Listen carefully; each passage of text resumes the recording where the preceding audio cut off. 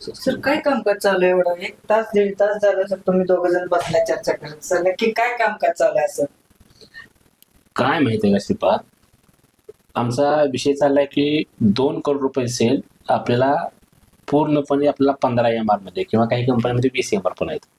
ह्या MR पुन्हा आपल्याला इथिकल सेल 2 करोड रुपये काढायचा मेन विषय आहे. आणि याच्यामध्ये आपल्याला सस्टेनेबल बिझनेस मॉडेल वापरायचं आहे. या कारणासाठी आम्ही दोघं पण आत बसलोय. ह्यांना काही गोष्टी समजणं झाल्या यातल्या. ओके, तर बघूया काय काय काय काय विषय होतोय काय काय याच्यामध्ये. सर विषय काय माहिती आहे का, जसं आता ही बघतोय हा सस्टेनेबल बिझनेस मॉडेल 2025-26 साठी आपण बनवलेला आहे. टार्गेट 2 करोड आहे सर. सर हा जो मॉडेल बनवले गेले हा ऍक्च्युली आता मी जसं काय 8-9 महिने झालं बघतोय, असं काय आपण बनवलं नव्हतं सर ह्याच्या अगोदर. नाही नव्हतं बनवलं म्हणजे कसं, हे दर वर्षाला द्यायचा विषय असतो. अच्छा. काय पर मंथचा विषय नसतो. ओके. हे एकाच वर्षी द्यायचं बनवायचं. सस्टेनेबल म्हणजे काय, टिकाऊ बिझनेस मॉडेल. हे बिझनेस मॉडेल कधीही हलता कामा नये त्या कंपनीतून. ओके. आपण ज्या कंपनीला जे देतो ना हे ऍक्च्युअली कंपनीसाठी नाही वरदान आहे. ओके असं घ्या. आणि हे जर मॉडेल त्या कंपनीनं इथं ज्या त्या पद्धतीने जर वापरलं, ओके 100% मला सांगतो लक्षात घ्या, 2 करोड कंपनी 2.5 कोटी लिखलं ओके आहे या मध्ये.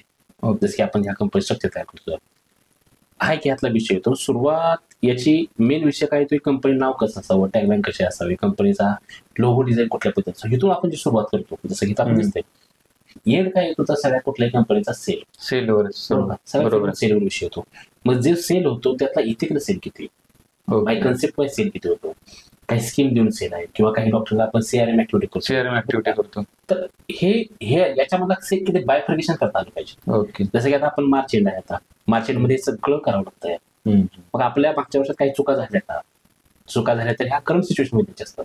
ओके. आणि नेक्स्ट इयर मध्ये ह्या सिच्युएशन ह्या चुका परत होता कामा नये. बरं. दुसरी गोष्ट काय चांगलं झालं तर टू बी कंटिन्यू, नवीन सगळं टाकून द्या तुम्ही. अशा पद्धतीचा हा प्लॅन आहे. जेणेकरून काय होतं, आपल्याला कळतं की as a trainer, as a consultant आपल्याला कळतं की ह्या कंपनीमध्ये काय झालं काय घडलं. भरपूर ओनर लोक ह्या गोष्टीकडे लक्ष पण देत नाही. आपलं कर्तव्य काय आहे किंवा आपण लक्ष घालणं, त्यांना निदर्शनास आणून देणं. That is a sustainable business model. आपलं काम काय की थर्ड आहे म्हणून काम करणं. नक्कीच. पण सर आता विषय काय की इथं मी अडकलोय सर. 4 टायर सिस्टीम ऍक्च्युली काय सर, 4 टायर सिस्टीम काय आहे नाही समजलं मला. हे सांगतो मला सर. 4 टायर सिस्टीम म्हणजे काय माहिती का, की कंपनीमध्ये जसं की गाडीला 4 टायर असतात.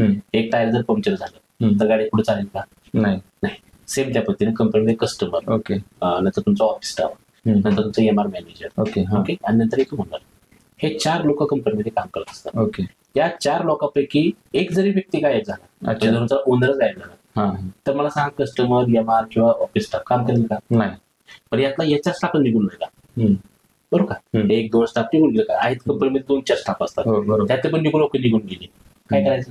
बरोबर. सर्वात महत्वाचं म्हणजे हा इम्पॅक्ट करणारी गोष्ट आहे कंपनीवर. That is a bad habit म्हटलंय. कंपनीमध्ये 4 टायर सिस्टीम लावतच नाहीत लोक लावत नाहीत. ते काय म्हणतात, याच्याची गरज नाही.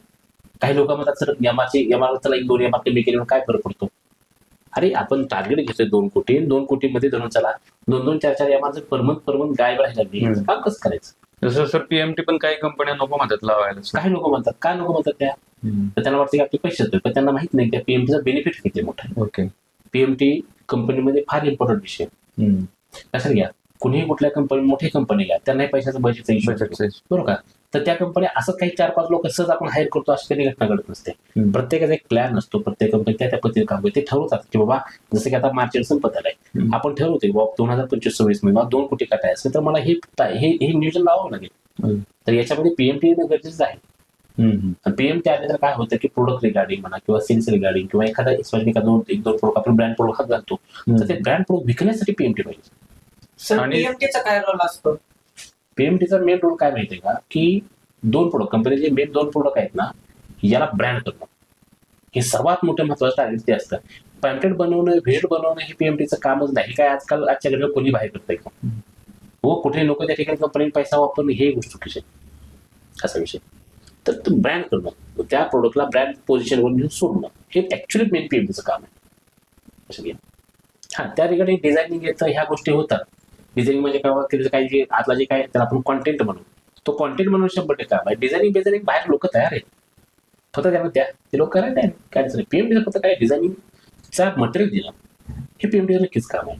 पण त्याचबरोबर तो प्रोडक्टला ब्रँड करणं हे सर्वात त्याच्यात महत्वाचं काम आहे असा विषय. खरं ह्याच्यामध्ये सर्वात महत्वाचं मला ही गोष्ट खूप चांगली वाटली की मॅजिक नंबर. हे सगळे जे मॅजिक नंबर आहेत, concept doctor, ethical doctor, scheme doctor, VIP gift doctor आणि सीआरएम डॉक्टर, ऍक्च्युली आता हे मॅजिकल नंबर हे प्रत्येक कंपनी वाईज वेगवेगळे असणार आहेत ना सर? 100% बरोबर. Okay sir.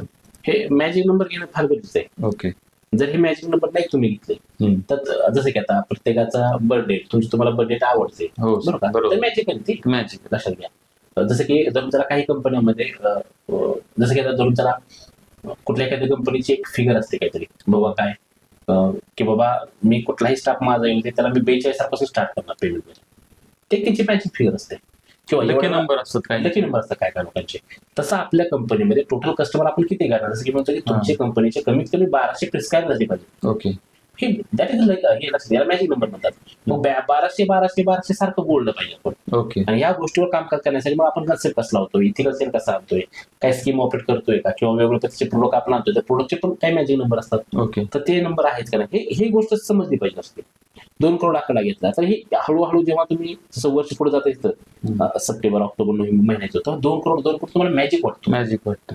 लक्षात घ्या. जसं की आपण एखादं पेमेंट उद्या 30 तारखेला अकाउंटला येणार म्हटलं की आपण कसं आपलं मॅजिक वाटतं. मॅजिक वाटतं. तो प्रकार तिथे समजला पाहिजे तुम्हाला. That is magic number. हा विषय त्यामध्ये नाही. काही स्ट्रॅटेजी लावावं लागतं, काही सिस्टीम लावावं लागतात. बाय कस्टमर वाईज राहा किंवा प्रोडक्ट वाईज राहा अशा प्रकारचं हे सगळं कामकाज चालू असतं. याच्यावर आम्ही अडकलोय काय श्रीपाद की बाबा कस्टमर कनेक्शन करण्यासाठी अजून कोणत्या प्रकारच्या स्ट्रॅटेजी वापराव्यात. त्यासाठी हा फॉर्मॅट बनवण्यासाठी जवळपास मी 3.5-4 तास झाला आम्ही काम करतो. स्टेजवर बसलोय काय करावं काय नाही सुचत आहे. मग असं अजून कुठल्या प्रकारचं वेगळं कामकाज करावं. आपल्याला ज्या 4-5 स्ट्रॅटेजी आहेत त्या आहेतच. अजून त्याच्याविषयी काय करता येईल का जेणेकरून कस्टमर म्हणजे ऍक्विजिशन जास्तीत जास्त कस्टमर झालं पाहिजे. 1200 कस्टमर आणणं प्रिस्क्राईब करायला आणणं हे इम्पॉर्टंट नाही, ते प्रिस्क्राईब करायला लावणं हे सर्वात महत्वाचं काम आहे. That is the customer connection. Customer attract करायला नाही किंवा कस्टमर कन्व्हिन्स पण करायला नाही. करायचं तर कनेक्ट करायचं आणि लॉंग टर्म करायचं. हा मेंटॅलिटी आहे. याच्यासाठी आम्ही बसलो विचारायचं असा विषय. अजून काय प्रश्न तुमचे काय असतील? नाही झालं चालेल. ओके चालेल. समजलं नसेल तुला? Okay thank you. ओके.